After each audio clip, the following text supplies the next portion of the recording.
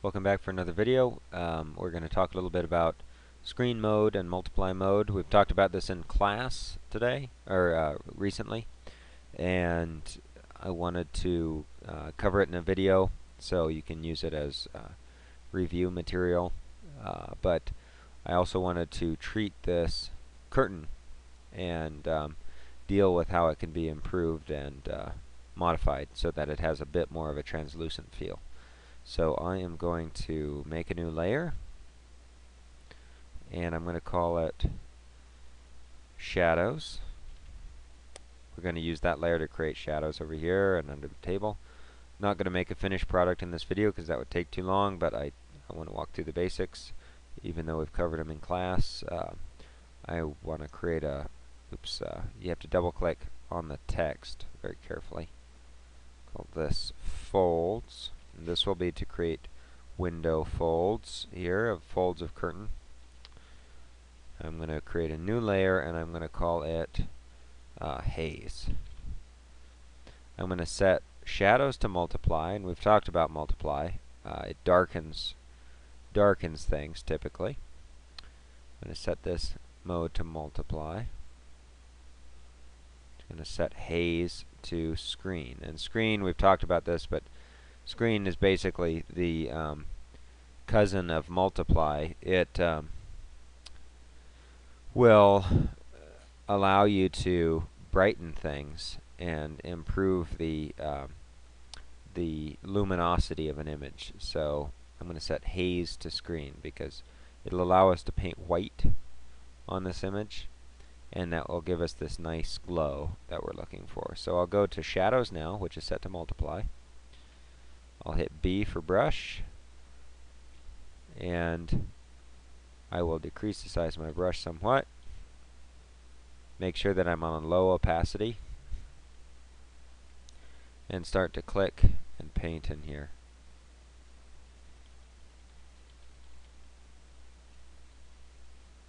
You know, giving a few shadows. You'll want to zoom in for more precision, but just to get the point across.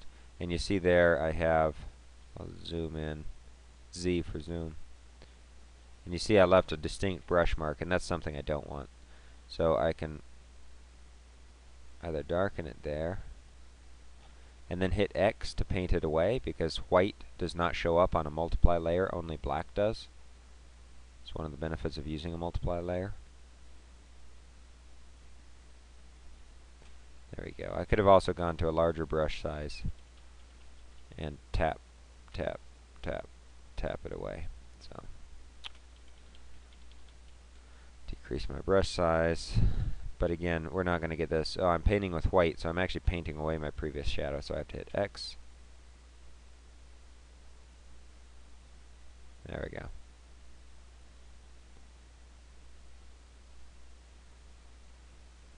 Hit X, paint it away. Then you can always drop the opacity of the layer, and so that's going to affect everything that you've painted on that particular layer. So that's a good balance.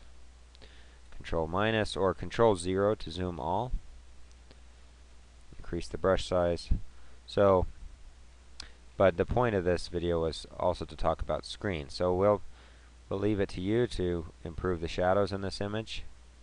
But you can see that it has a good effect on the image to pay attention to those details. So with folds, what it is a multiply layer that's basically the same as shadows, but what we want to do is paint on folds onto this image, and it's going to look bad at first,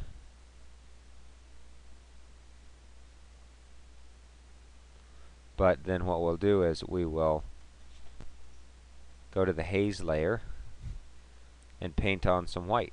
So, and we'll also go back to the folds and change that, because for example we don't want these three starting at the same point. So what I'm going to do is paint on some white, and like I said, screen pays attention to the color white, multiply pays attention to the color black. So maybe maybe make some diagonal sunlight sort of rays.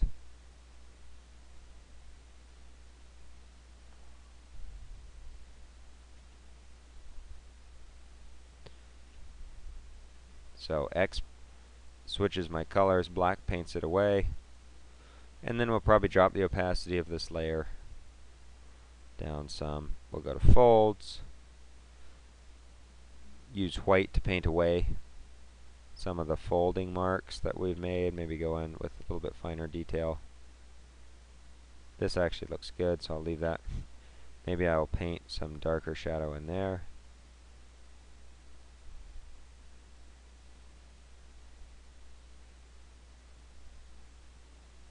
Painting with black.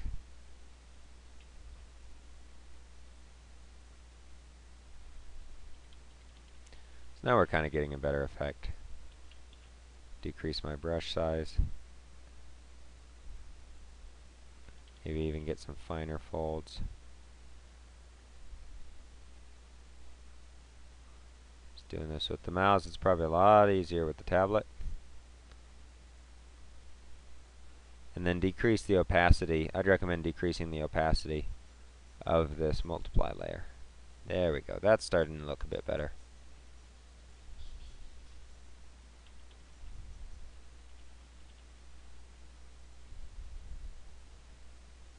So, one final thing that we can do to this is we can duplicate our curtain. And there's a few different ways to do that. We talked about some of them in class, so I'm not going to go over them too much. One way is to use the Quick Select tool. And the Quick Select tool is over here. It basically, you paint on your selection. If you hold down Alt, you paint away your selection. I'm going to undo that because I had a nice selection. So Alt to decrease my selection. Then I can say Control J, and that will duplicate my layer with just the selection. So you can see just my selection was duplicated. And so then I can maneuver this around and then paint this away using a layer mask, which we've talked about a lot. Should be, I'm going to increase my opacity for now. Oops, I accidentally grabbed that. I have to go up to View, and then I have to set, Window, Workspace.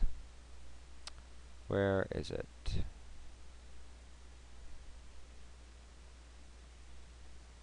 Consolidate all tabs. There we go. So if that happens to you, that's how to fix it. So I'm going to paint away that double rod there, paint that away. So you can kind of see what we're going for. Maybe drop the opacity of this layer.